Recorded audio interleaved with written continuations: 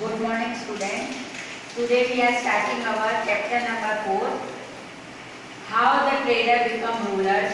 और ये चैप्टर जो हिस्ट्री का चैप्टर है, फर्स्ट चैप्टर में हमने पढ़ लिया था कि कैसे जो है ब्रिटिशर आए और उन्होंने कैसे जो है हमारे यहाँ व्यापार शुरू करा। उसी से रिलेटेड ये chapter number 4, how the traders become rulers, यानी जो व्यापार करने आए थे वो कैसे रूलर बने। तो इसमें जो मेन है, हमको दो चीज़ पढ़नी है वेलेस्ली, लॉर्ड वेलेस्ली के बारे में और डलहौजी के बारे में। तो ये दो चीज़ जो है आज हम पढ़ना स्टार्ट करेंगे। Good morning student. Now today हमने इंट्रोडक्शन में तो देख लिया था कि हमारे chapter number 4 how the trader become rulers. अब हम सभी को लेसन 1 में ये पता थी, हमने पढ़ लिया है कि जो पुर्तगीज, फ्रेंच, डच और यूरोपीय ब्रिटिशर, वो चारों जने जो थे वो हमारे इंडिया में ट्रेड करने आए थे।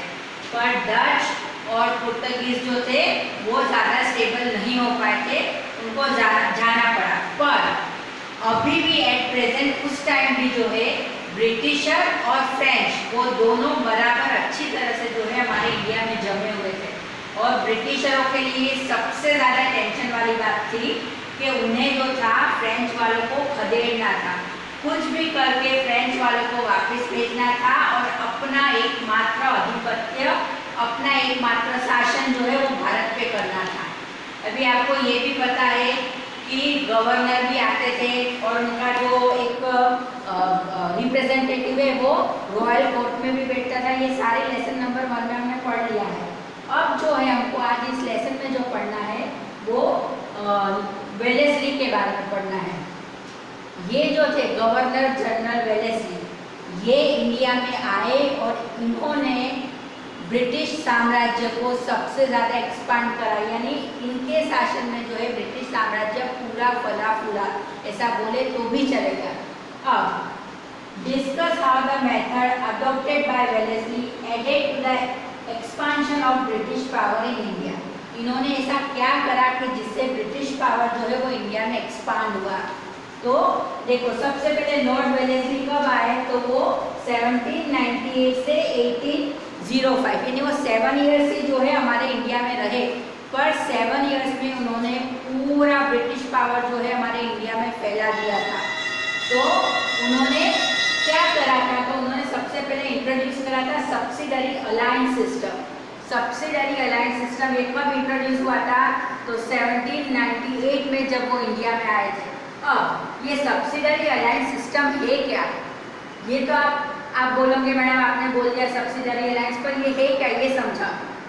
तो सब्सिडरी अलायंस सिस्टम के अंदर ये बात थी कि जो राजा थे, जो निज़ाम थे या जो भी थे जिसकी सत्ता चलती थी, उनके साथ लॉर्ड वेलेस्ली ने एक एग्रीमेंट साइन करा था। और उस एग्रीमेंट में क्या था कि हम जो है हमारी सेना आपकी सेना के साथ आपके राज्य के अंदर रखेंगे और हमारी सेना का जो भार है, जो भी खाने पीने की जो भी चीज़ें वो आपको उठाना है, पर जब भी आपको ज़रूरत पड़े आप हमारी सेना जो है उसका उपयोग कर सकते हो।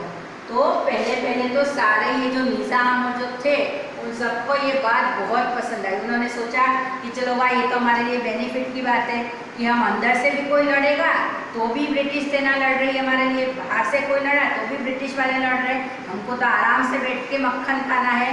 पर धीरे धीरे जो ये बात है उनकी समझ में आई कि ब्रिटिशरों ने बहुत अच्छा जाल बिछाया। अब वो जो है अपने ही राज्य में नज़र कैद हो गए, यानी अब जो है उनके राज्य में उनकी एक भी चीज़ नहीं चलती थी। ब्रिटिश की सेना थी पर उसे खर्चा कौन देता था, तो नवाब देते थे, बराबर।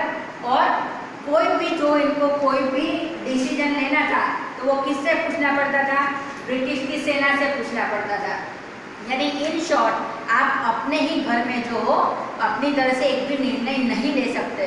तो ये जो था सब्सिडरी अलायंस सिस्टम, ये जहर जैसा काम कर रहा था, पॉइजन जैसा। धीरे धीरे जो है वो राज्य को अंदर से खोखला बना रहा था, यानी उसको अंदर से तोड़ रहा था। शुरुआत में तो सभी को बहुत अच्छा लगा, पर बाद में धीरे धीरे जब ये बात उनकी समझ में आई कि वो जो है अपने ही देश में, अपने ही राज्य में बंदी बने हुए हैं, तो ये जो था सब्सिडरी अलायंस सिस्टम, ये लॉर्ड वेलेस्ली का सबसे पावरफुल हथियार बना। फिर इसके बाद फोर्थ मैसूर वॉर, बहुत सारे राजा ऐसे थे जिन्होंने लॉर्ड वेलेस्ली की बात नहीं मानी। उन्होंने बोला कि नहीं, हम आपकी बात नहीं मानेंगे, हम आपकी आर्मी नहीं रखेंगे। तो लॉर्ड वेलेस्ली ने क्या करा कि दूसरों के साथ मिलकर उन पे धावा बोला और उनसे युद्ध करा, युद्ध में उन्हें हराया। यानी फोर्थ मैसूर वॉर जो है, इसमें कौन हारे थे? तो टीपू सुल्तान। टीपू सुल्तान ऐसे थे जिन्होंने ब्रिटिशरों के अधीन होना पसंद नहीं करा था। पर फोर्थ एंग्लो मैसूर वॉर में जो है 1799 में ये हुआ था, उस टाइम जो है टीपू सुल्तान हारे थे और एक तरह से मैसूर भी जो है वो ब्रिटिशरों के हाथ में आ गया था। Second Maratha war, second Maratha war कब हुआ था? तो 1803 से 1805। मराठा उस टाइम का सबसे पावरफुल साम्राज्य बोल दो। पर ब्रिटिशर को एक बात पता थी कि मराठा में जो है वो जल्दी से शासन नहीं कर सकते। यानी उन्होंने क्या करा कि जब तक नाना साहेब फडणवीस जिंदा थे तब तक मराठाओं का शासन बड़ी अच्छी तरह से चला। पर जैसे ही नाना साहेब फडणवीस की मृत्यु हुई, डेथ हुई, तो उन्होंने क्या करा, अंदर अंदर मराठाओं को लड़ाना शुरू करा। डिवाइड एंड रूल की पॉलिसी करी कि आप इससे लड़ो, हम आपको हमारा पावर देते हैं।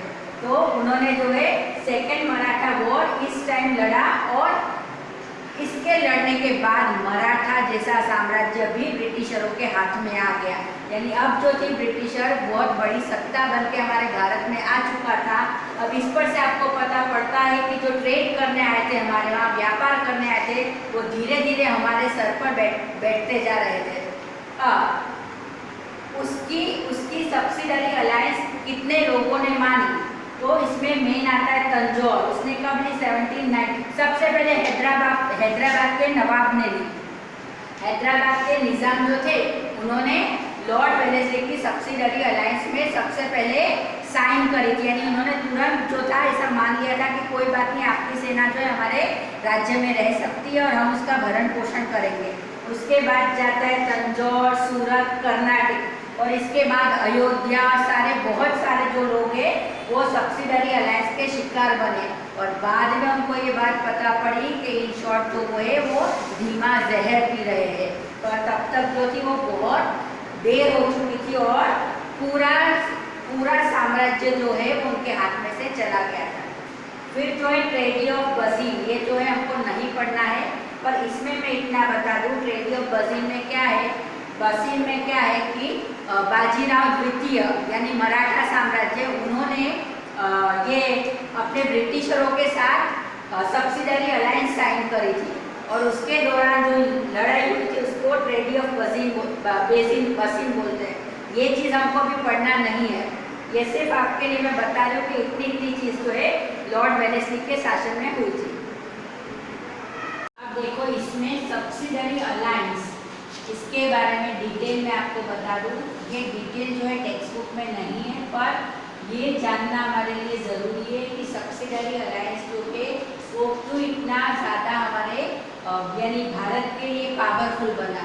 क्यों जो है सब्सिडरी अलायंस के थ्रू जो है वो ब्रिटिशरों ने पूरा इंडिया जो है अपनी अंडर करा। तो सब्सिडरी अलायंस क्या था एक्चुअली में? तो सब्सिडरी अलायंस के अंदर के जो ये सम पॉइंट्स है वो मैंने आपको यहाँ पे लिखे हुए और मैं अच्छे से आपको समझा देती हूँ। Except permanent stationing of a British force within his territory and pay an annual subsidy for its maintenance. तो अब देखो जिसने सब्सिडरी अलायंस में साइन करे थे, जैसे हैदराबाद के नवाब थे, उन्होंने साइन करी थी। तो उन्होंने क्या करा था कि इनकी बात मानी थी कि आपकी आर्मी जो है वो मेरी सेना में रहेगी। अब आर्मी मेरी है बराबर, मैं आपको आर्मी दे रही हूँ, पर मैंने क्या शर्त रखी कि मेरी आर्मी मैं आपको देती हूँ, पर मेरी आर्मी का खर्चा, खाना पीना वो सब आपको भुगतना है। यानी इन शॉर्ट मेरे बंदे जो है वो आपके यहाँ रह रहे हैं, पर किसके खर्चे पे रह रहे हैं? तो आपके खर्चे पर। तो ब्रिटिशरों ने सबसे पहले अपना फायदा यहाँ देखा, उन्होंने अपनी आर्मी जो है वो सारे स्टेट में रखी, पर किसके खर्चे पे रखी? तो नवाब के खर्चे पर रखी और राजाओं के खर्चे पर रखी, बराबर। अब उन्होंने क्या बोला दूसरी बात, post of British resident at his court. अब मैं आपको मेरी सेना दे रही हूँ भाई, बराबर, मेरी सेना जो है आपको मदद देगी, किसी भी वॉर में मेरी सेना आपको मदद देगी, पर इसके लिए आपको मेरा एक काम और करना पड़ेगा कि मेरा एक बंदा जो है वो आपके रॉयल कोर्ट में बैठेगा, यानी उसको आपके पास बिठाना है, तो आप जो भी डिसीजन लो वो मुझे पता पड़ना चाहिए। तो ये बात भी उन्होंने मान ली, बराबर। अब referring from employing any European without British approval. अब देखो हमको पता है कि इंडिया में जो थे वो सब ट्रेड करने आ रहे थे, तो ब्रिटिशरों ने क्या बोला कि भाई हमारे से बिना पूछे आप किसी भी यूरोपियन के साथ बिजनेस नहीं करोगे। आपको ये बात हमको पहले बतानी पड़ेगी कि मुझे इसके साथ बिजनेस करना है, हम हाँ बोले तो ही आप बिजनेस करोगे। Avoid negotiation with any Indian ruler without consulting the governor general. अब देखो उन्होंने क्या बोला दूसरी बात कि आप किसी भी भारतीय राजा के साथ या शासक के साथ कोई भी बात नहीं करोगे, किसी भी टॉपिक पे बात नहीं करोगे। बात करनी है आपको तो सबसे पहले आपको हमारी परमिशन लेनी पड़ेगी। यानी देखो यहीं से पता पड़ जाती है कि ब्रिटिशर कितने शातिर थे कि इन्होंने जो है अपनी आर्मी जो है उनके राज्य में स्थापित करी, उनका एक आदमी जो है, एक बंदा जो है वो रॉयल कोर्ट में बिठाया, फिर उन्होंने ऐसा भी बोल दिया कि आप हमारे अलावा किसी के साथ ट्रेड भी नहीं करोगे और करना है तो आप हमारी परमिशन लो। फिर उन्होंने बोला कि भाई आप अपने देश में भी अपने राजाओं से बात नहीं करोगे, उसमें भी आपको हमारी परमिशन लेना है। इतनी सारी बात बोली और सामने क्या लालच दिया उन्होंने? ये लालच दिया कि in return the British would defend the ruler against both internal and external enemies. लालच ये दिया कि भाई लड्डू बता दिया आपके हाथ में कि इसके अगेंस्ट हम क्या करेंगे कि आपके राज्य में कभी भी विद्रोह हुआ, चाहे वो अंदरूनी हो या बाहर से हो, यानी अंदर आपकी प्रजा लड़ रही हो या बाहर से आपको आपका दुश्मन अटैक करेगा, तो उसमें हम साथ देंगे आपको। तो बराबर ये इतने सारे रूल बनाने के बाद उन्होंने ये लड्डू जो है हमारे भारत के राजाओं के हाथ में दे दिया। तो इस पर से जो है हमको पता पड़ जाता है कि सब्सिडरी अलायंस जो है वो कितना पॉइजन के साथ जहर जैसा था हमारे भारतीय राजाओं के लिए और नवाबों के लिए। तो ये अलायंस मानने वाले पहले तो जो थे जितने भी लोग थे वो सब खुश हुए कि वाह चलो हमको कुछ नहीं करना है, हमको गादी पे बैठा रहना है, दुश्मन आया तो ये लड़ेंगे वो लड़ेंगे, हम तो आराम से बैठे। पर धीरे धीरे उन्हें ये बात पता पड़ी कि वो जो है सिर्फ शो के वो स्टेच्यू बन गए, पुतला बन गए, उनके पास कोई अथॉरिटी नहीं है, वो अपनी तरह से एक भी डिसीजन नहीं ले सकते। जो है आपको मैंने सब्सिडरी अलायंस समझाया। अब ये सब्सिडरी अलायंस मानने वाले सबसे पहले हैदराबाद के नवाब, बराबर, फिर मैसूर, अयोध्या, जोधपुर, फिर ग्वालियर, सिंधिया जो थे उन्होंने भी मान लिया। तो मोस्टली जो थे सबने सब्सिडरी अलायंस मान लिए थे।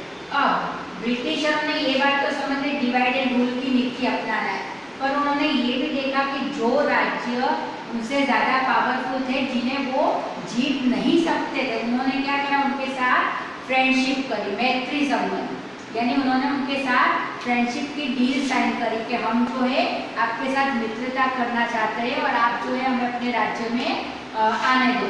तो ऐसे जो थे उसमें सबसे पावरफुल नेपाल था। तो ये लॉर्ड वेलेस्ली ने क्या करा, नेपाल के साथ जो है अपने फ्रेंडली रिलेशन बनाए। फिर उसके बाद आता है पंजाब। उन्हें पता था कि पंजाब के राजा जो थे रणजीत सिंह, पंजाब के राजा रणजीत सिंह उनसे बहुत ज़्यादा पावरफुल थे और वो ब्रिटिशर जो है वो उन्हें हरा नहीं सकते थे। तो उन्होंने उनके साथ भी फ्रेंडली रिलेशन बनाए और जब तक राजा रणजीत सिंह जिंदा थे उतने टाइम तक जो है ये ब्रिटिशरों ने जो है अपने फ्रेंडली रिलेशन बनाए रखे। और जैसे ही रणजीत सिंह की मृत्यु हुई उसके बाद जो है उन्होंने उनका राज्य हड़प लिया। तो इन शॉर्ट आपको इस पर से ये तो पता पड़ी गई होगी कि लॉर्ड वेलेस्ली ने जो है वो अपनी एक्सपांशन नीति कैसे अपनाई, यानी कैसे उन्होंने सब्सिडरी अलायंस लाए और कैसे जो उन्होंने डिवाइड एंड रूल वाली पॉलिसी करी और कैसे जो है वो पूरे भारत में अपना एकाधिकार बना लिया। और इसके बाद जो है उन्हें कंपनी ने वापस ब्रिटेन बुला लिया। अब उनके जाने के बाद आते हैं डलहौजी, यानी डलहौजी ने कौन सी नीति अपनाई, तो उन्होंने जो है एनेक्सेशन, यानी एनेक्सेशन की नीति, यानी उन्होंने क्या कहा कि जो राज्य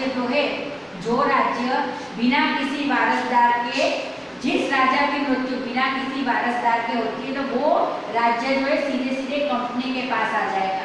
तो ऐसा आपको पता है, देखो मैं बता दूं, झांसी की रानी लक्ष्मीबाई वो किस लिए लड़ी थी, वो इसी वजह से लड़ी थी कि जब राजा की मृत्यु हुई तो रानी की अपनी संतान नहीं थी और कंपनी के नियम के अनुसार जो है उनका राज्य जो है वो कंपनी में चले जाने वाला था।